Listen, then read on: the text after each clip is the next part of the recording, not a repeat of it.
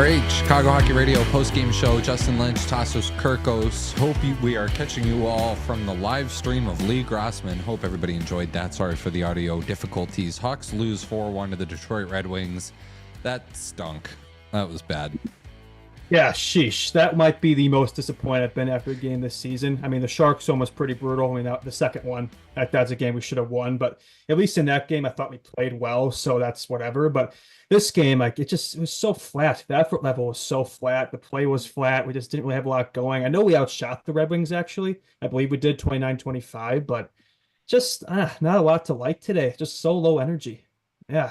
Yeah. Rough game. Like I said, I hope everybody enjoyed the live stream. Lee did that here. That was great. He's just about to leave now, but I figured you and I could hold down the fort post game. Yeah, he had plenty to do. Yeah, for sure. Yeah, it was a good stream. Honestly, a lot of people in there. A lot of people loved it. You would have wished to have seen a more entertaining game, definitely, for our first. Yeah, the game did not do him a lot of favors. It was kind of a boring one, to be honest, and it's just anticlimactic. Like, I thought the Hawks would show up today. I think I had a lot of takes on the pod today that really did not age well. I thought it'd be a high-scoring game. It wasn't. I thought Bedsy and Kane would both go off, and neither of them did, although Kane at least looked good out there. I will say this may have been Bedard's worst game of the season. I thought he was a ghost out there. I know he had a few shots on goal, but he just wasn't effective at all today. I'm just going to be honest. Like, I love my boy, but I'm not going to, I think you got to be critical when it calls for it. I just thought not a great game from him today, but not just him though. I thought the whole team just wasn't that good. Yeah, Bedard wasn't great. I don't think he would say that was his best game by any stretch. You could tell he was getting a bit frustrated by the end of the game too, a little bit. That just some of the chances weren't bouncing the Hawks' way. I thought it was a pretty sleepy second period.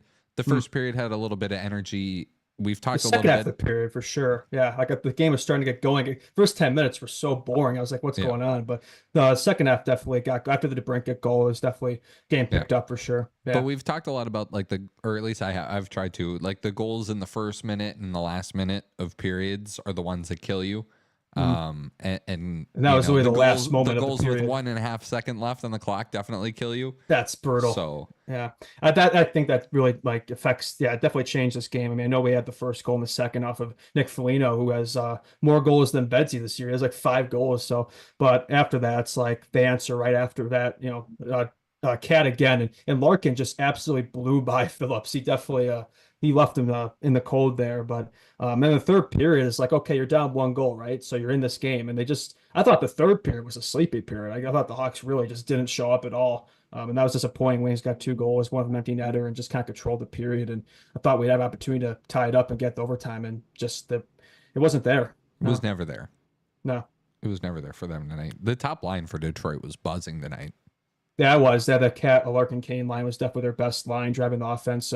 No points for Kane, but I thought he was still pretty effective. That line got chances, and you could tell he had a jump in his step tonight. And it was just, it was good to see him back. Definitely bittersweet, and I'm sure for him especially. Just very nostalgic. It still doesn't feel right, still doesn't look right seeing him in that jersey, but it looks better than the Rangers one did. That one looked really weird, but it's tough. It's tough. Just kind of what could have been, thinking about that. And no, I talked about that a little on the pod today about that, but yeah, I mean, I think he's been a decent fit on that team. I could see why he wanted to return. And for the Wings, I mean, it's definitely a big win for them, right? They're now over 500 and, got to get going here in a tough division. So a game like this is one that you look at for them, like you got to win that game, right? They did. So big for them, disappointing for us, right? I mean, we still haven't won 3 games in a row since February of 2023, not 24. February of 2023 is the last time the Blackhawks won 3 consecutive games. So that streak will continue. That's unbelievable that it's been that long. Isn't that like, I saw that, I was like, I couldn't believe it. I saw it. Yeah, it's an unbelievable stat. It doesn't feel real, but it is. Yeah. I didn't love the second line tonight either. Yeah, no. Lee was talking about them doing some good work, but I don't know. I watched these games and I'm watching this team now, and tonight felt like a game where the Hawks didn't play poorly. There were quite a bit of turnovers that were sloppy and kind of young-ish mistakes. I would agree with that. Sorry to interrupt. I think Alex Vlasic, normally I glaze him all the time, but I thought this was a rare off night for him. He had a few bad turnovers that left Mrazek out the try. And I don't put this on. I thought Mrazek had a good game. He made a really big save there in the first, and he had a few big saves, kind of build out the defense. So I don't think any of those goals are really on him. The third one was a tip. The second one, Larkin just blew by Phillips. The first one was a little lucky, let's be honest. Like that one was just, last second, some lucky puck luck, but you'll take it for the Wings. But I thought he had a fine game, but the defense was not at the best today. It's Seth Jones too. Rough game for him. Yeah.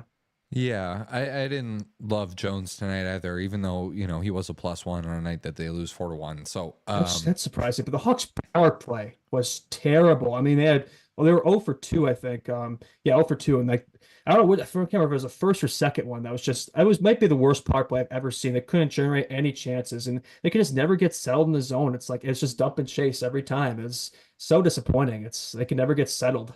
Everybody just looked lost out there. Alex Vlasic was a -4 tonight. Woof. Yeah, that's what I thought. I'm not surprised by that. That was by far. I swear every time the Wings scored, he was on ice, which is it's rare. He was clearly. He was. Yeah, clearly. he literally was. It did feel like it. It was. Yeah. But yeah, that's another thing. The Hawks power play, just how inconsistent it is. Like one game it looks great, and the next it's completely lost. Like there's just no consistency whatsoever. Disappointing.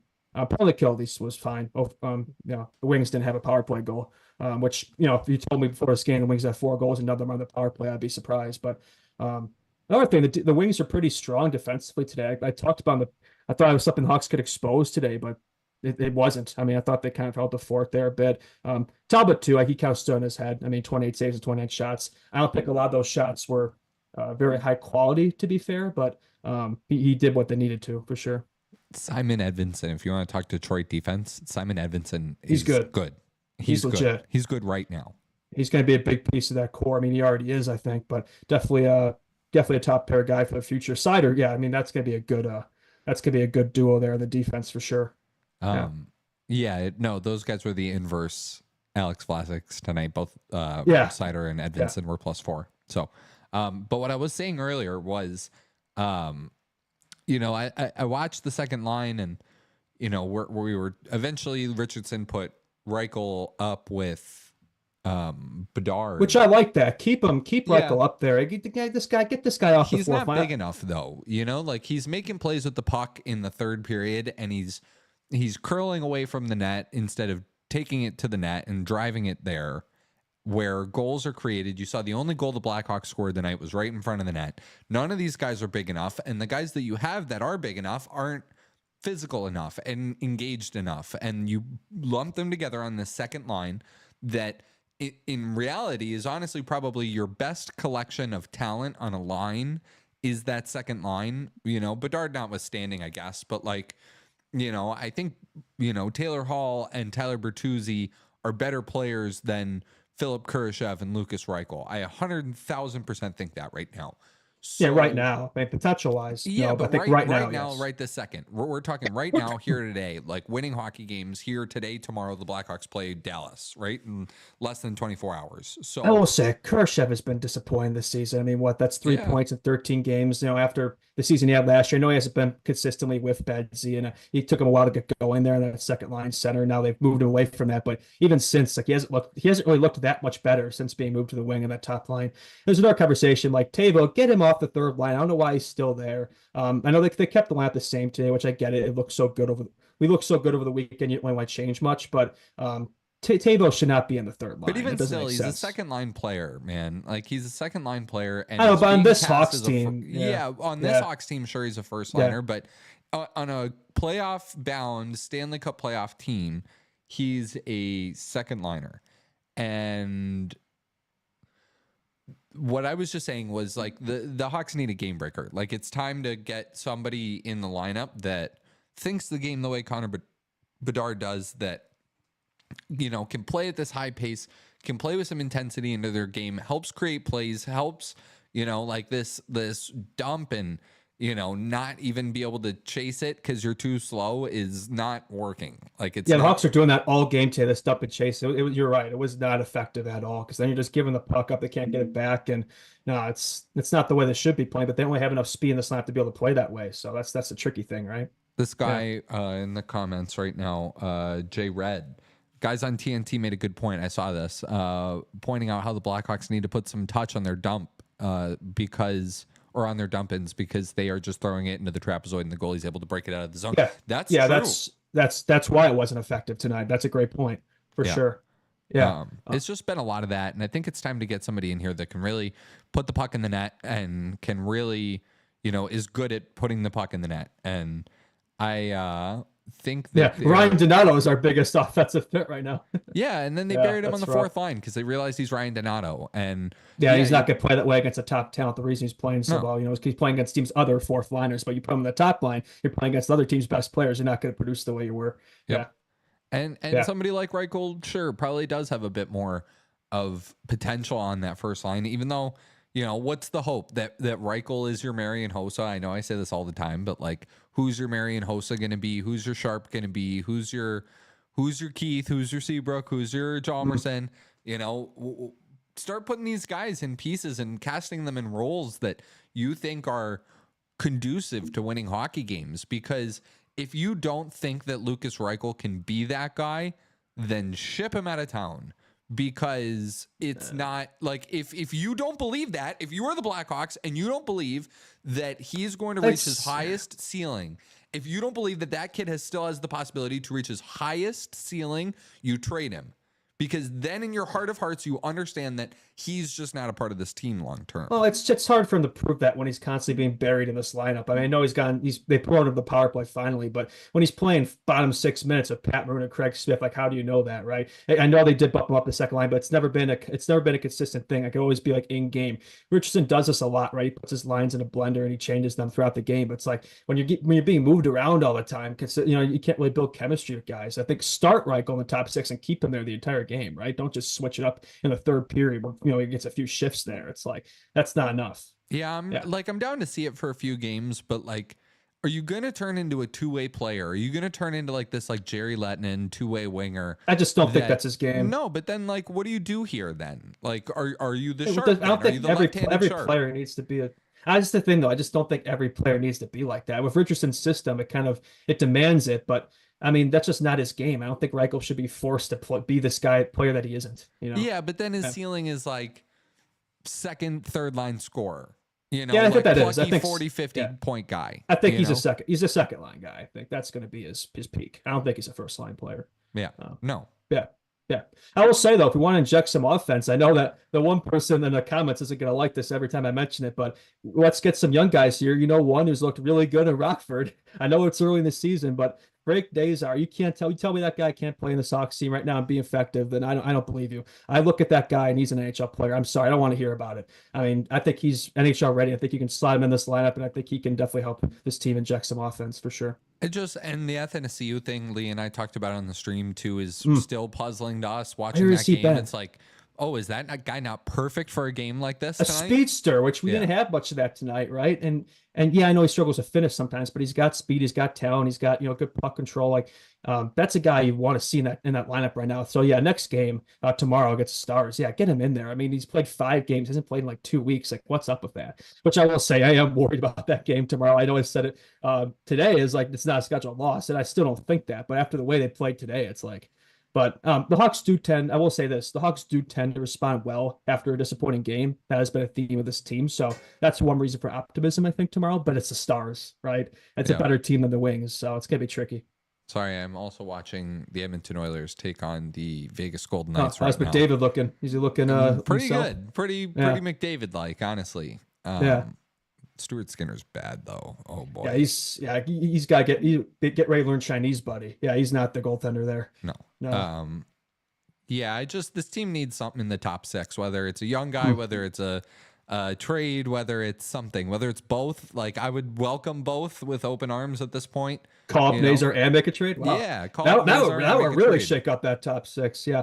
I wouldn't mind switching up a bit of that top line. I know I say this like Richardson moves it around a lot, but I think they need a change. Betsy needs a couple new flanks. I mean, they tried Hall and Bertuzzi from the preseason. Like, they haven't gone back to it. We've seen a few like segments in games where they've been together. But like, why not try Hall and Bedard?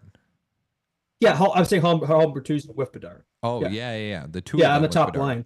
So I think Hall's finally started to get going. I know he didn't have a great game today in Bertuzzi, but like I thought they finally started to look better, right? The past weekend they finally broke out. So I'll get them up there. It's just something different with Bedsy, because I don't know, it's just he and Kershev aren't working the same magic. And yeah, it's just Donato's not a first line player, right? So yeah. What else from this game? I thought Mrazek was okay. He was a little Yeah, no, this was not him. Thought he was No. fine.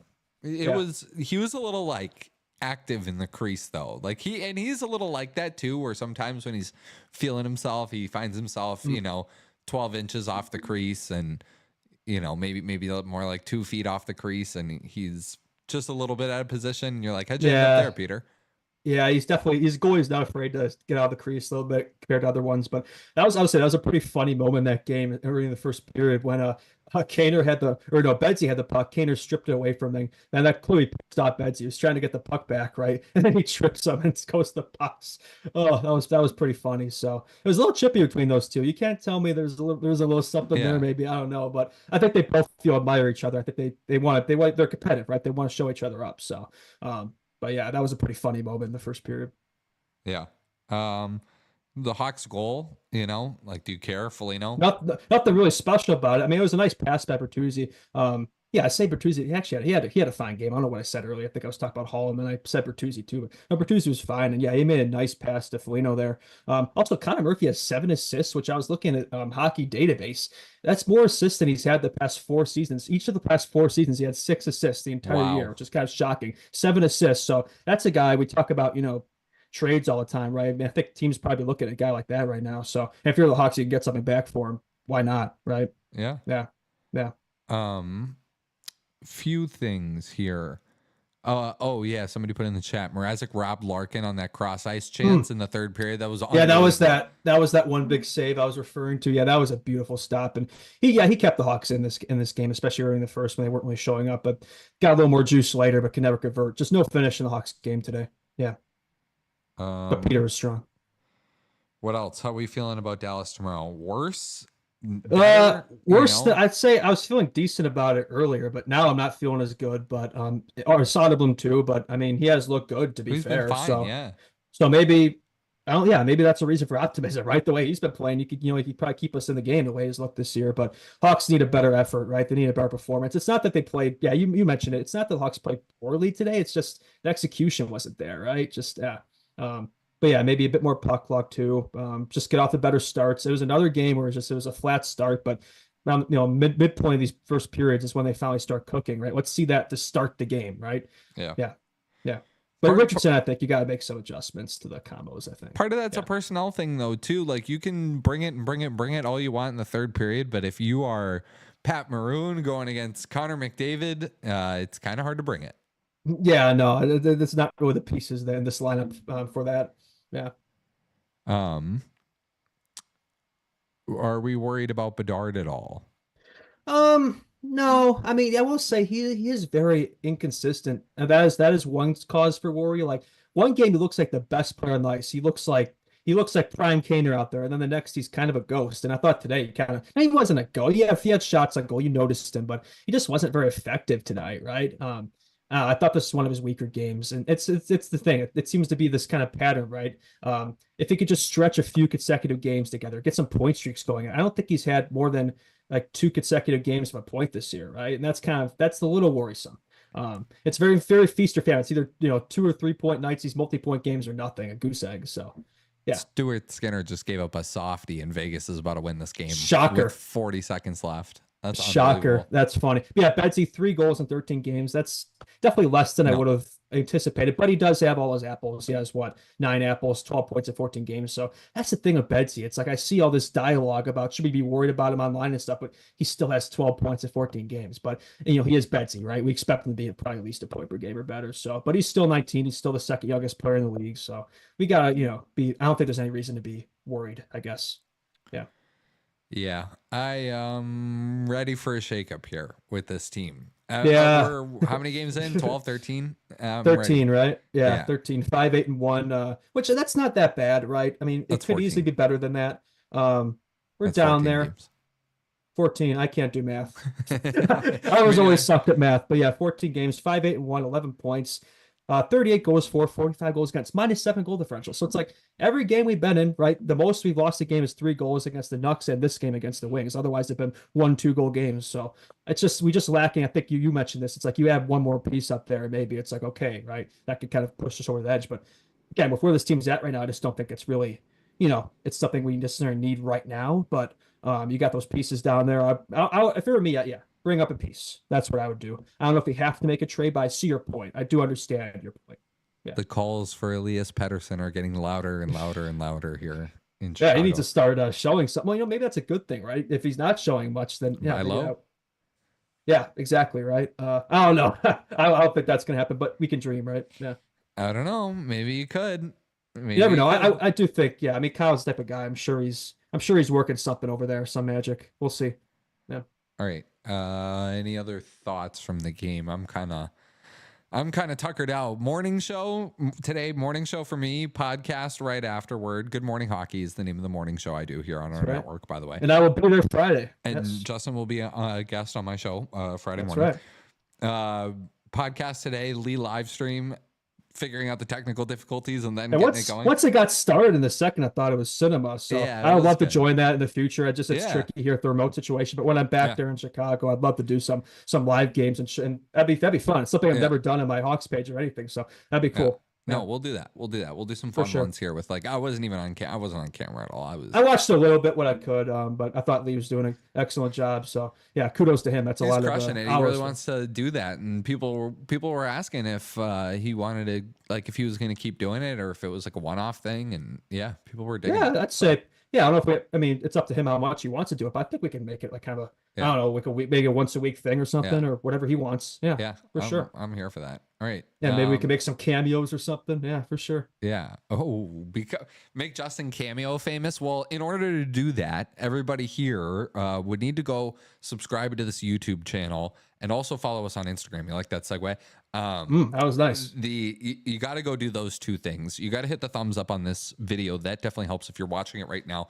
If you are listening, or even if you're watching in this live right now, go to our Spotify page, go to our Apple Podcast page, follow our page, and leave a 5-star rating and review. You have to listen to an episode in order to do it, but you listen to us anyways. So just go ahead and do that. It helps us out a lot. And we see that people are doing it. So if you're like, hey, why does he say it every time? It's because people are actually doing it when I say it. So yeah. So I'm going to keep saying it until you guys all stop doing it. And then I'll probably have to say it more to get you guys to keep doing it again. So keep hitting the subscribe button so we can do fun things like live streams and, hit the like button, all of it. It helps us out so much. Really appreciate all the love we get from you guys from all over, wherever you're a Hawks fan. Hawks fans are just not here in Chicago, but they're all over the U.S., all over Canada, and all over the world. So you guys are awesome, and you guys have made this a very fun experience for all of us. And No, for sure. we Really really enjoying appreciate it. Anything Absolutely. else? Any other thoughts? Yeah, I mean, just closing remarks. Unfortunately, on national TV, TNT, Wednesday night, the lights were Tough. unfortunately too bright for the Blackhawks. Like a certain thing yesterday, I will never allude to that. But yeah, no, we got a game tomorrow. That's a game. I think after a game like this, having a back-to-back is actually a good thing. It gives you the opportunity to Yeah. bounce back right away. The game's fresh in your mind. The legs should be under them to start the game tomorrow. And yeah, let's bounce back tomorrow. That's my positive ending. Tell a friend about this show. Post it on your social media. Follow us on Instagram at Chicago Hockey Radio, and also subscribe to this YouTube channel. Like I said, we will be back tomorrow night. Shout out to the guy listening in Poland. We'll be back tomorrow night after the game against Dallas. See you then, Justin. That's right. See you.